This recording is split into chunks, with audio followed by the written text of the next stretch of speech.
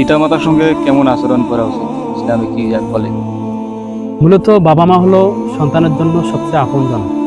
এই বাবা মাই ছোট থেকে ধীরে ধীরে তিল তিল করে তার ছেলেমেয়েকে প্রতিপালিত করে, বড় করে তোলে।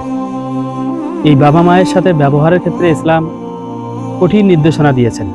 আল্লাহ বলছেন, ফালা তাকুল্লা হুমা উফিম ওয়ালা তানহার হুমা অকুল্লা হুমা কওলান কারিমা। কোনো ব্যাপারে যদি দ্বিমত হয়, যদি ভিন্ন মত হয়, বা বাবা মা যদি কোনো অপরাধ করে থাকে, সন্তানের উচিত তার সাথে এমন খারাপ আচরণ না করা, এমন জোর গলায় আওয়াজ না করা, যাতে করে বাবা মা কষ্ট পেয়ে উফ শব্দটি ব্যবহার করে।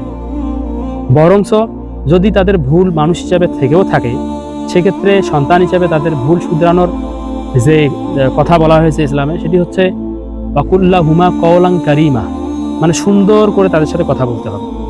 তাদেরকে বিনয়ের সাথে বলতে হবে, বাবা এটা ঠিক না, এটা এভাবে হলে ভালো হয়। এভাবে বাবা মায়ের ভুলগুলো শুধরানো উচিত। তবে যদি বাবা মা একেবারেই বৃদ্ধ হয়ে যায়, সেক্ষেত্রে অবশ্যই আমাদেরকে খুব সতর্কতার সাথে তাদের সাথে ব্যবহার আচরণ করতে হবে, যাতে কোনো ক্রমেই বাবা মা কষ্ট না পায়।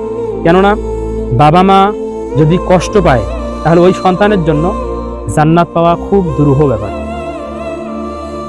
ধন্যবাদ।